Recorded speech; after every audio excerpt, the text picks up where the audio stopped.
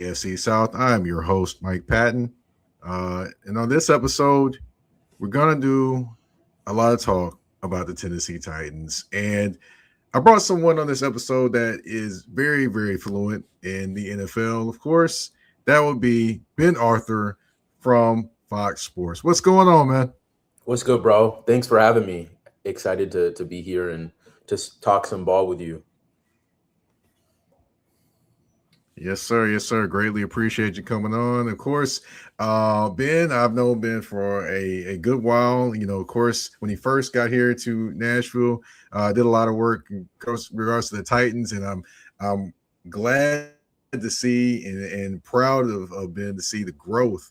Now doing a lot of things covering all of the NFL, not just the AFC South and the Titans, but today, of course, we're gonna talk about the Titans, but I just wanted to, give you your props, your just due, for the growth that we've seen from you over the last few years, man. Appreciate it, man. Yeah, it's much appreciated. Nashville has become home over the last 5 years I've lived here, and going from just covering the Titans to doing AFC South and doing a little bit of everything now. But it's been fun along the way, and yeah, so I appreciate the kind words. Yes, sir. Yes, sir. Of course, gotta set the tone. We are talking a little Tennessee Titans, but speaking of setting the tone, that's what Robert Saleh did when he came in and wanted to. It's talked about wanting to do different things or whatever, and the biggest thing is setting the culture here in Tennessee. The last few years hasn't really been a set culture that you can point at and be like, okay, that is what they're known for, that is what they're doing, and things like that. So, in your observations of the Tennessee Titans under Robert Salah, how the vibes kind of differ to you from Brian Callahan and what he brought to the table? I'd say Robert Sala is closer to the Mike Vrabel mold than Brian Callahan. He's much more of an alpha personality, if that makes sense, more of a leader of men. He sort of commands your presence more. So I think that's what stands out off rip. Like when they hired him, hearing him talk, being around him, seeing how he coaches the team. I think that's been one major thing. Um, but then I think too, obviously he's a defensive minded coach, right? And I Mm-hmm. think the focus on the defensive line has really jumped out, just in terms of how they've loaded up. And he's always been great with D linemen, right? Like whether it was San Francisco as the DC there, or with the Jets as a defensive minded head coach there. He's always had really good defensive lines, really strong defensive lines, but seeing that start to come together in Nashville, like you can already get a sense of it. Like they're as deep as they've been up front in quite some time. Obviously, already having Jeffery Simmons, but adding the guys they have: John Franklin Myers, JFM, Jermaine Johnson. Uh, you have Femi going into year two. They brought in Solomon Thomas, who's very familiar with. He spent a lot of time with some other guys he's very familiar with, and that's clearly a focus, like to disrupt games from up front, like not needing to necessarily throw pressure packages or blitzes, but win with your front four. We've seen it in the way they've constructed this defensive line, and so I'm really curious to see like how that actually takes shape during the season on Sundays. So I think that's also stood out to me, but also even again as a defensive minded head coach, like how much he's really tried to put Cam Ward in a position to succeed. Obviously, that goes into conjunction with what Mike Borgonzi and his team is doing in the front office, but just with everything they've done, right? Bringing in Brian Dayball, a guy who has a lot of experience working with great quarterbacks, bringing the best out of quarterbacks, drafting Carnell Tate at four, a higher spot than many people thought he would go. I mean, many people thought he would go in the top 10, but at four, it seemed like a bit of a reach to some people, especially when you had some other highly touted defensive guys up there, right? And thinking Sala, like you think he'd go defense, but making sure you get that future number one receiver for Cam Ward, bringing in Wan'Dale Robinson, Daniel Bellinger. I think as much as he is a defensive minded guy, I think he's done everything that you would want to put your quarterback, what the guy you hope is your franchise quarterback for many, many years to come, in a position for success. And I think he's done that. So I think to this point, those are all the things that have stood out. Still a long way to go, of course. We just wrapped up the offseason program.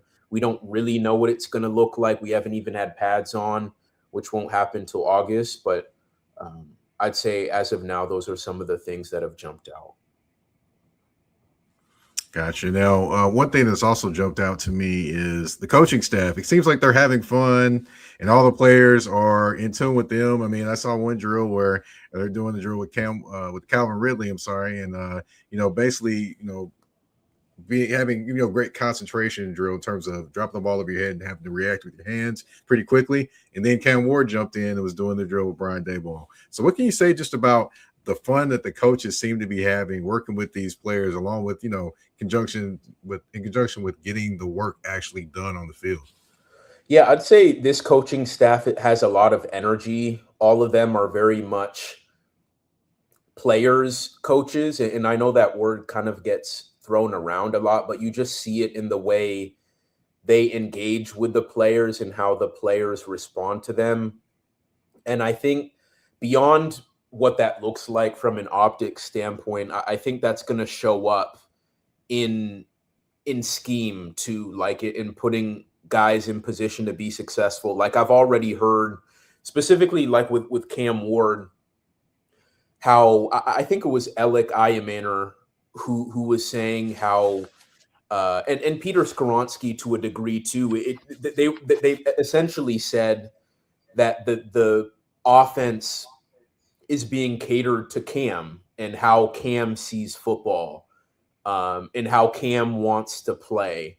And there are going to be coaching points too, but really making sure that the offense is catered in a way that's advantageous to Cam and his skill sets in a way that we never really saw fully manifest itself last year, even though we heard Callahan's staff sort of talk about it. But I think just even in practices, watching them maybe push the ball down the field more, and we already touched on the talent that they've brought in to help Cam more. I think that's really jumped out to me. So it's not really just how the guys seem to respond to these coaches and their energy and everything, but I think we're going to see it in the way they play football too. Yeah, definitely. But one thing we have seen, not necessarily, winning wise, but we've seen in his play do well over the last few years, and basically been the leader of the team. That would be Jeffery Simmons, and of course, he was rewarded this offseason with a 3-year, $105.8 million contract with $100 million guaranteed, making him the highest paid defensive tackle in the NFL. And in my opinion, the best defensive tackle in the NFL gets paid. Did you expect that contract extension this offseason? I know I did, but did you expect it this offseason? Honestly, I didn't. Maybe it's just because like I'm not as focused on the Titans as I used to be, like exclusively. Maybe that kind of played into it. I knew it was going to come at some point. I think with the initial deal he was on, there wasn't any guaranteed money for 2027, and so I thought maybe if it was going to happen this offseason, probably closer to the start of the season, and not right after minicamp. But it was clearly in the air, right? Jeff was asked about it when he spoke to us on the first or the second day of mandatory minicamp. So it was definitely in the air. I just didn't maybe expect it so soon. But that doesn't take away from how much it's deserved, right? Like you said, he is arguably the best defensive tackle in football. Honestly, I only even say arguably. I'd say he's the best. I mean, you look at the advanced numbers from this past season, especially against the pass. I mean, he was far and away the best DT in the NFL. Like, and it wasn't particularly close. And I think just the growth he's shown over the last couple years has been quite phenomenal. He's always been a great player, and we've seen that continual upward tick. But I think in terms of how he conducts himself as a leader and off the field, and being that example for his teammates, that's where he's really taken big leaps. Like, there was the old leadership structure when like guys like KB, like Kevin Byard and whatnot were around it, and they kind of led the defense together. But since uh, the Vrabel years have passed, and there's been a lot of transition, a lot of dysfunction, right? And he's been a guy that the franchise has been able to depend on with his play, with what he does in the community, with what he does as a leader, with how he guides his teammates. And so I think he's really become the true embodiment of what a franchise player is supposed to be. And he's worth every cent.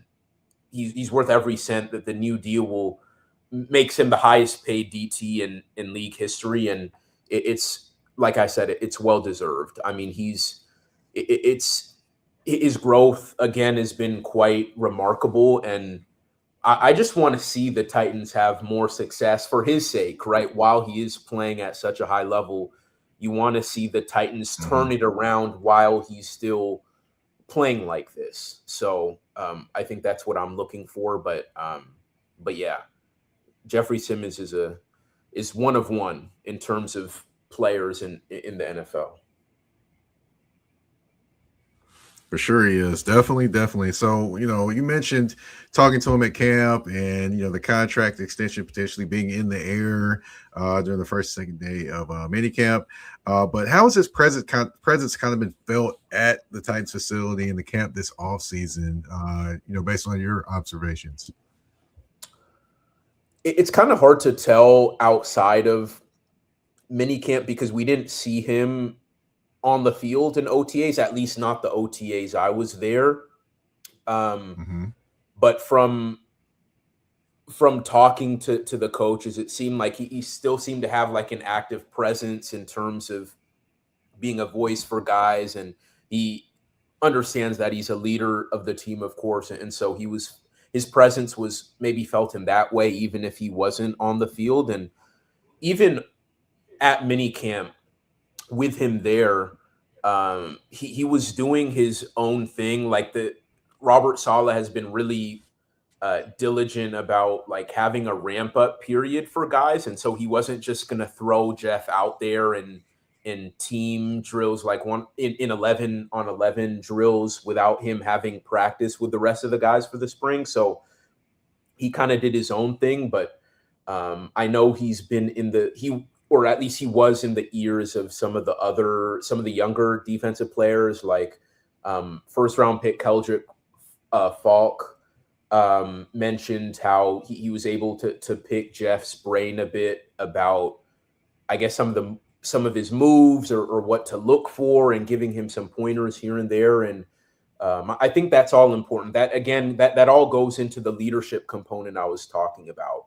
We know what he is on the field, but the more he could do the guiding and the leading and the mentorship of the younger guys. I mean, this is going to be a pretty young Titans team, or a younger Titans team, or at least that's the core of the team, right? They certainly have some older veterans who are going to be important for them, but this is a kind of team that the way they're constructed to where they're going to need younger guys to play big, right? Whether it's Tate, Cam, of course, Alec Ayamaner, Chim DK, Keldrick Folk, Anthony Hill Jr., all those guys. And so so seeing Jeff Simmons make his presence felt in that way, in terms of giving guys pointers, even if he's not necessarily on the field with them, I think is important. So I'd say that's probably the biggest way it's been felt to this point, his presence, and then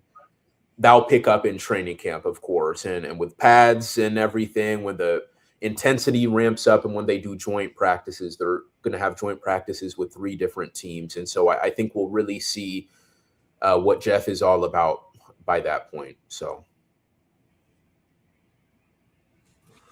Definitely going to be fun to watch. Definitely going to be fun to watch. And I got to say that, last season was one of the more dominant seasons I've seen from a defensive tackle in quite some time. I mean, the other one I can point out is, going back to a Aaron Donald or yeah, going back to a John Randall or guys like that, if you want to go and dig in the history books. But yeah, definitely last season showed just how dominant Jeffery Simmons can be and probably can still reach more in this incredible defensive scheme that Robert Saleh puts together. But we're going to kind of step away from that, going to switch back over to the offense and take a look at the offense. They were, there was a lot of talk about things in regards to Cam Ward and the things that were being put out there in regards to him and talking about his accuracy and all those different things.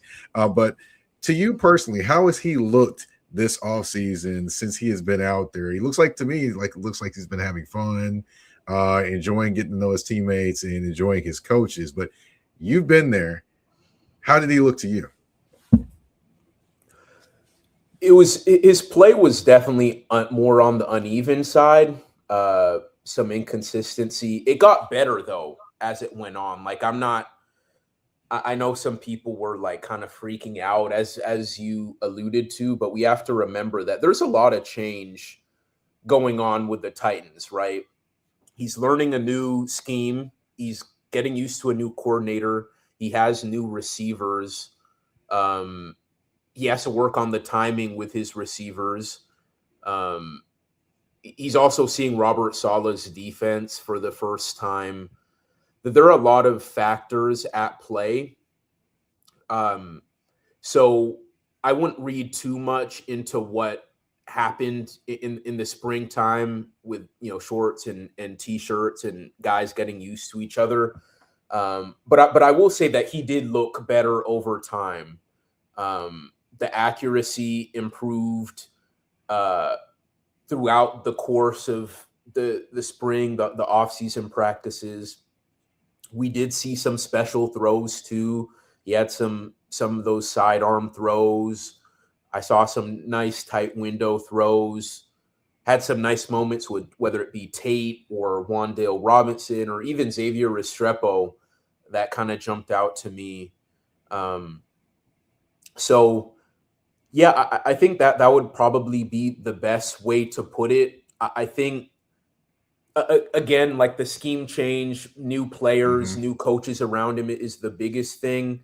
But I think with second-year quarterbacks, especially those who are going through a change from their rookie year, you have to give them time, right? Because I remember at this point last year, a lot of people were freaking out about the way Caleb Williams was looking in Chicago with Ben Johnson. There were the report, you probably saw them, Mike, like people weren't sure, like if I remember even Caleb saying like, does Ben Johnson even like me? Even the reports in New England with Drake May, who ended up finishing as the runner-up in MVP voting, he had his issues acclimating to Josh McDaniels' offense and getting used to everything. And so even though I do say uneven play, I'm not, my vantage point, my opinion of Cam doesn't change. Like, he's a very talented quarterback. I think the sky's the limit for him. And I just want to see that continued upward trajectory as we get into training camp, as that chemistry continues to build with his guys. I'm sure he's going to get his tight ends and receivers and running backs together at some point this offseason to continue to work on that chemistry. So yeah, I'd say that's the best way to put it. Otherwise, Cam has been Cam.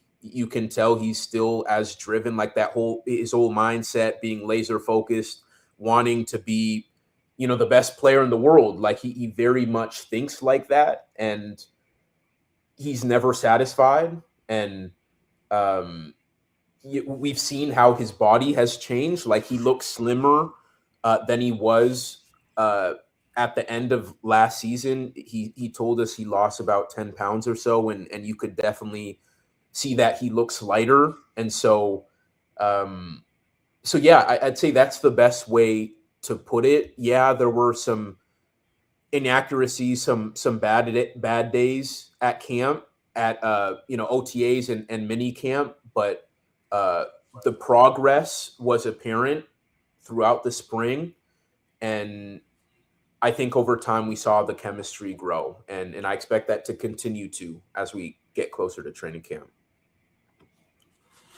Definitely, definitely. Now, you spoke on the new wide receiver weapons, and of course, Carnell Tate and free agent wide receiver Wandale Robinson. Um, and how is that kind of developing? I know it's going to take time for those players to get on the same page. But did you see kind of a progression or progression of them developing a little bit more chemistry with each other, or maybe talking to the side about what each person is seeing on the field with different route combinations and different defenses as well? I think the growth with Wandale in particular was most apparent as the spring went on. It just seemed like Wandale became the guy for Cam in terms of targets. Like I remember that last day of mini camp, he was by far the most targeted guy. Like he was looking for him almost every play.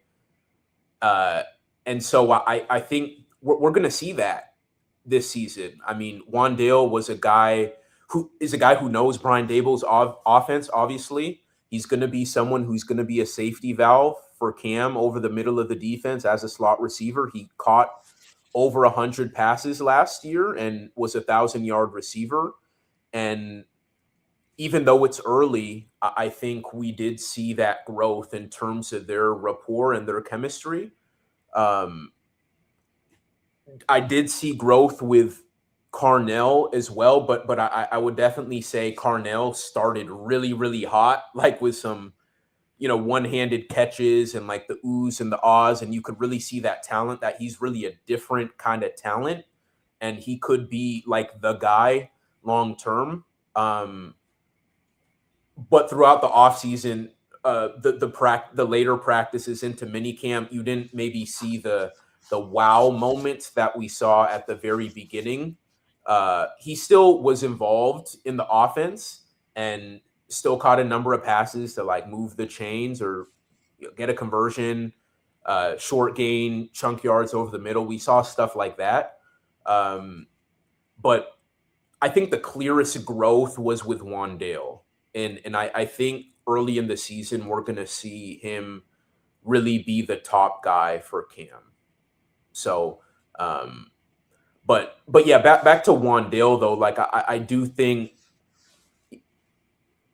he's going to be so valuable for this offense, not just in terms of what he's going to mean to Cam, but again, the fact that he does know this offense, that Daboll is going to run like the back of his hand, and how much of a resource he's been to the younger receivers. And the receivers coach, Greg Lewis, talked about that. And whenever I see Wandale and Carnell, or whenever I saw them on the sidelines during practices, they were always next to each other. They were always talking. And so I think I think Wandale is going to be that mentor beyond maybe being Cam's go-to target to start. I think he's going to be like that mentor for Carnell Tate. And I think that's going to mean a world of difference for his development and for Cam and for what this Titans offense can be this season. Definitely. Now, another place that a lot of people are looking is the trenches. Of course, you have Peter Skoronski, who I think may get an extension this offseason. That's my thinking. I guess I'm kind of putting it into existence.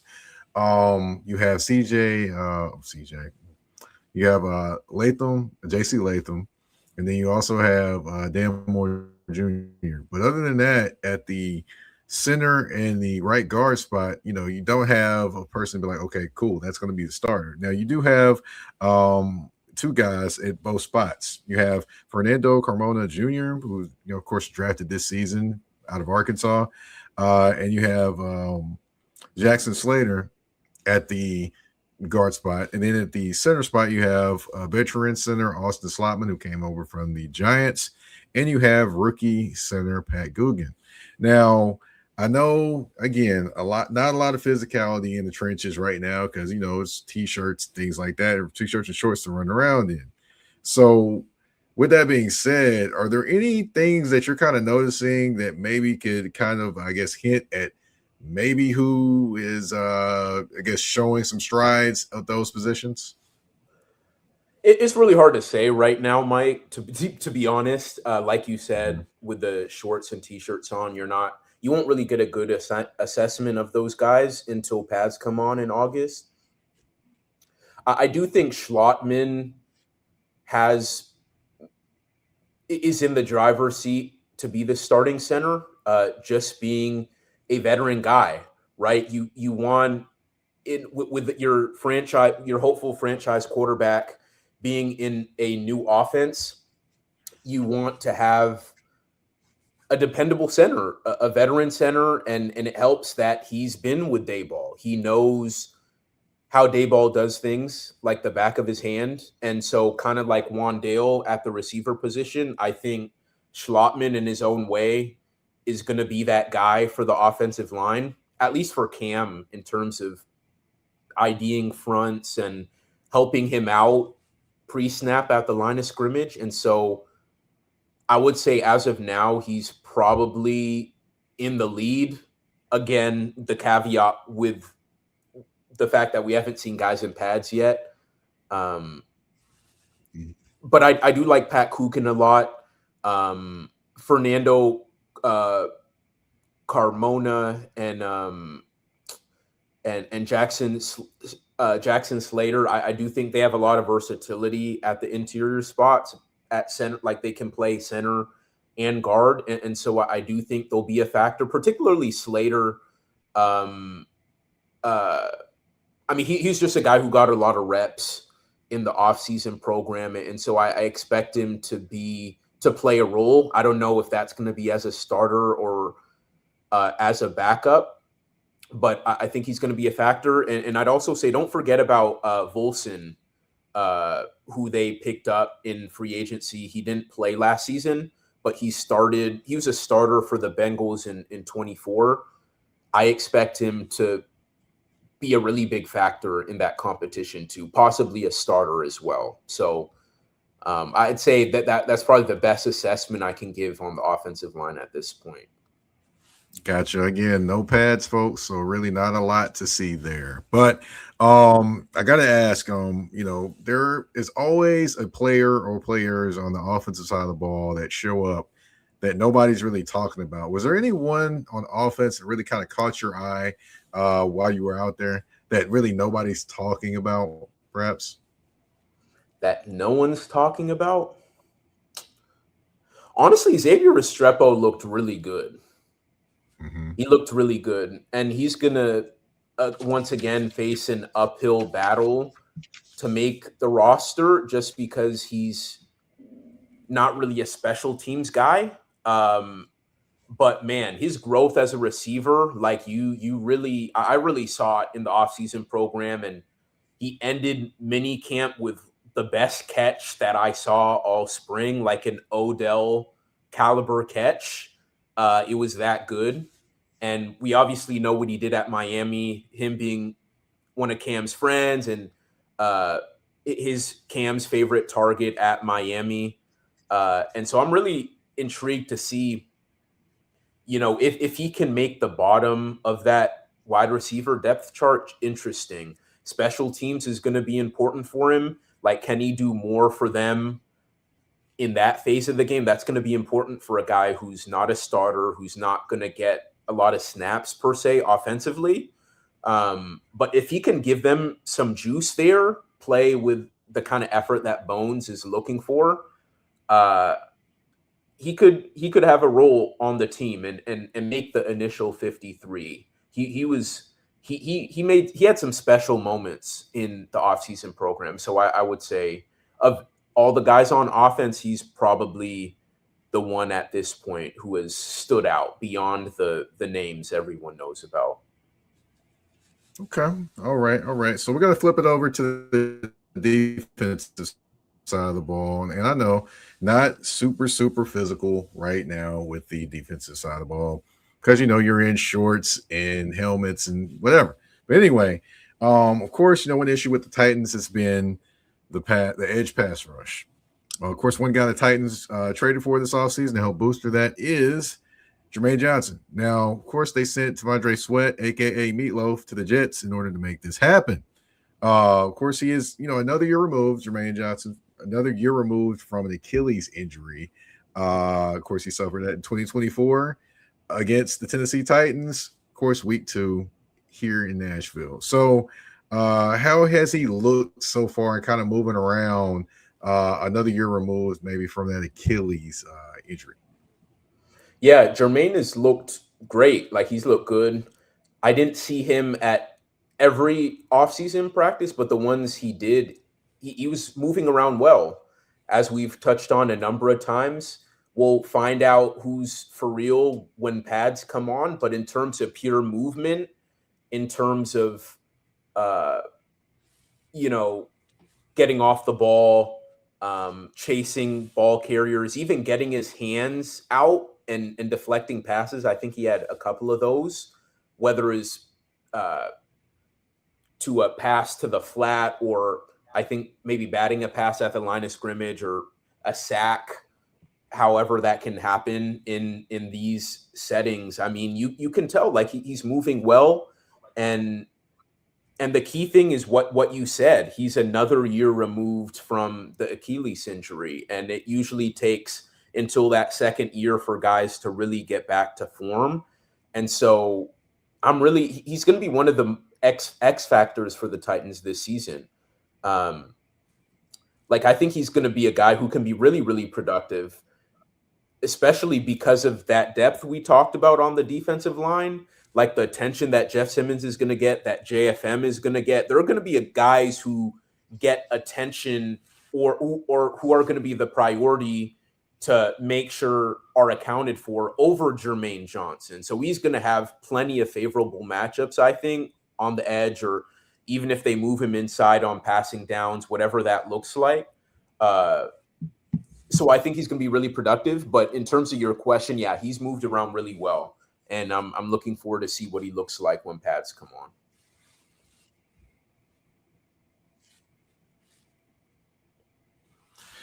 Yeah, and then also I didn't mention it as well when you mentioned the defensive lineman and the depth of the defensive lineman for the Tennessee Titans. Of course, they did sign a free agent defensive lineman Jalen Holmes as well to kind of add to that rotation.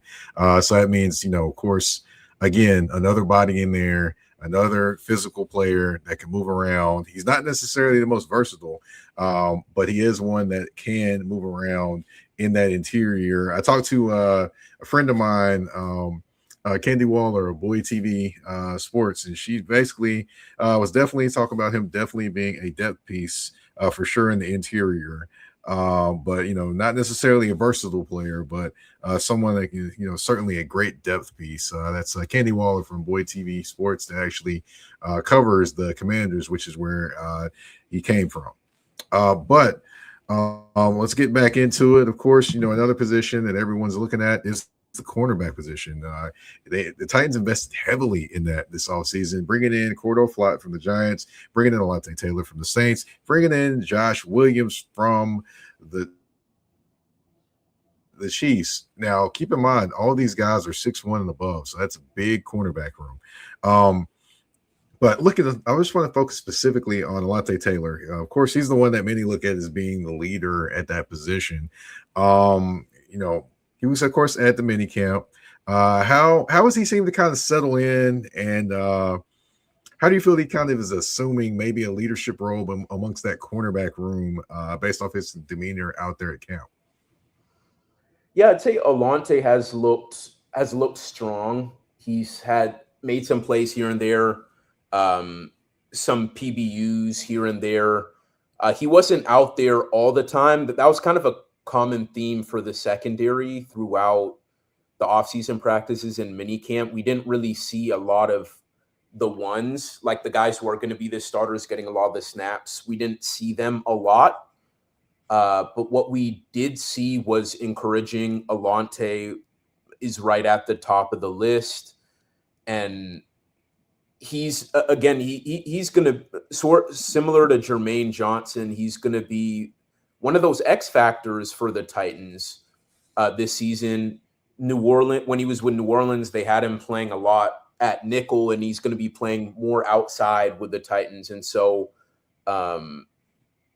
That's going to be fascinating to see just how he takes that on. I mean, he's going to be the number one corner for the Titans, and so, but yeah, but what I've seen from him has been encouraging. I think he's acclimated just fine. I remember him talking back in the offseason when he had first signed with Tennessee about how excited he was to be a part of Robert Saleh's defense. Like he saw what he had done with other cornerbacks, like guys like DJ Reed and Sauce Gardner with the Jets, the success they had under Robert Saleh, and being really eager to have that success for himself playing under Saleh this year. And so looking forward to seeing what that looks like. And of course, he's a local kid. I think he's from Manchester or around that area. So it's always cool to see a local kid come back. But yeah, again, we didn't see a whole lot of the starting DBs in the offseason program, but really interested to see what that looks like when pads come on, like with one-on-ones. With the receivers and with the 3 joint practices the Titans are going to have, seeing what that looks like. So, yeah, I'm intrigued, but Alante's looked just fine. Nice. So another person that has intrigued a lot of people is Anthony Hill, the rookie linebacker out of the University of Texas. Now, plenty are looking at him as being a starter at rookie linebacker for Tennessee, and he's made some plays while out there during OTAs and minicamp. What is your impression of Anthony Hill so far? Yeah, I mean he's definitely made an impact. I would say. Eventually, the hope would be for him to be like the starting Mike. I would expect for him to at some point be that, but I think for right now, Cody Barton and Cedric Gray are the leaders at that position, and it's going to take Anthony Hill some time to build that trust and to make enough plays and everything to garner a significant role on defense. But from all accounts, he's made good progress. Coaches have talked about how good of a job he's done with his body just in the short time he's been with the team, losing weight, toning up, being a sponge. And so, yeah, his development is going to be one to watch. I know he has high expectations for himself. I remember at his first in-person press conference with us, I know he's bringing up names like Bobby Wagner and like really like Hall of Fame caliber guys, and so he has high expectations for himself. But it's going to be a process. I think the Titans are in a good spot at the linebacker position for now. At the very least, that they have depth now. Which was an issue last season. And so, yeah, I think that would be the best way to put it. I think one thing that jumps out to me is something that Gus Bradley, the DC, has said is that in his defense, or Robert Saleh's defense, the Mike and the the will backer, they basically have the same responsibilities, but the mic is for the best communicator. Like whoever's the best communicator is going to be the mic backer for the Titans. And uh, I think Cedric Gray has the will spot on lock at this point. I think he could become a star. I think he's going to continue to ascend. I think it's a matter of like when Anthony Hill is going to potentially surpass Cody Barton atop the depth chart. But right now, Cody Barton is the best communicator that the Titans have at that spot. And so until Anthony Hill can get to that point, he's probably going to be the number 3 or the number 4 at the linebacker spot. So yeah. Okay. All right. Now, of course, any defensive players that we didn't mention that are kind of standing out so far. I know a certain defensive back, I believe, is standing out so far, but I want to hear your opinion on who's standing out there. I don't know what defensive back you're talking about. I assume it's Micah Robinson. Bingo. Yeah. Micah Robinson has looked good. What I appreciate about Micah is that he was getting cooked earlier in the offseason program, and then he really started to lock in. Had some interceptions, even one on cam, some PBUs, sticky coverage. Like he's like an important thing with DBs, the cornerback position. You have to have a short memory. You have to forget the bad things that happened, and just in that short amount of time, I think we saw that with Micah. So yeah, he's probably the biggest standout. I'm trying to think of someone else. Marcus Harris is someone the Titans are really high on in their defense, like being that nickel guy, that nickel back. I think he's going to have a really big role for the Titans. Not that I necessarily saw him make big plays per se in the offseason program, but I do expect him to have a significant role. But apart from that,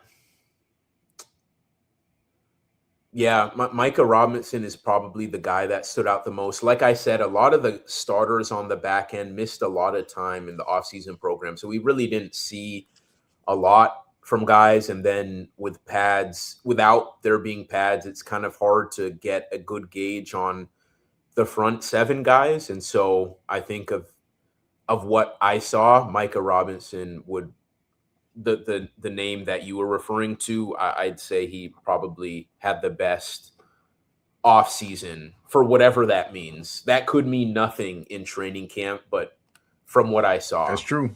I'll put that out there. That's true. Now, of course, it's been good to kind of, I guess, catch up to the Tennessee Titans, where they've been so far this offseason. Brand new coaching staff, a lot of different energy around the program, and then also, of course, some new money get doled out as well. Ben Arthur, Fox Sports, thank you for coming on the show. Thank you for telling us and giving us your bird's eye view of the Titans and just letting us know, of course, the things that are going on there. I greatly appreciate you coming on the show, and I continue to keep ascending, my man. Appreciate it, Mike. Thanks for having me. Keep ascending yourself. Keep doing your thing. You're onto something great. And yeah, I guess we'll talk more as we get closer to the season and in season. Whenever you want me back on, just let me know. But yeah, thanks again for having me.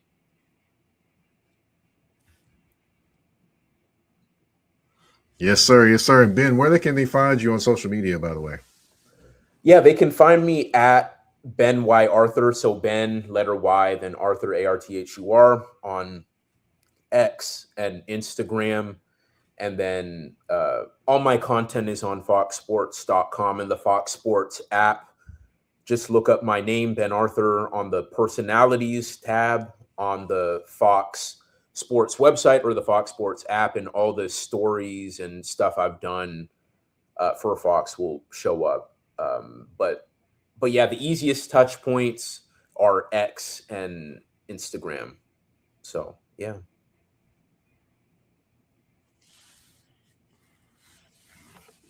Yeah, if you haven't paid attention to Ben and some of the things that he has been a part of when it comes to quarterbacks or just ascending players and those lists and things like that, you've been hiding under a rock. I need you to get on that right now. So, of course, if you want to find me on social media, you can find me on the artist formerly known as Twitter at Mike Patton 82. That's MikePaton 82. You can find me on Instagram and threads at that's THA, not THE _general_MP. You can find Touring the AFC South on all listening platforms, whether it be Spotify, Apple Podcasts, iHeartRadio, Amazon Music. You name it, we are there. And of course, you can find Touring the AFC South on YouTube at the Mike Patton Network. For Ben Arthur, I'm Mike Patton. We're signing out. Peace. Peace.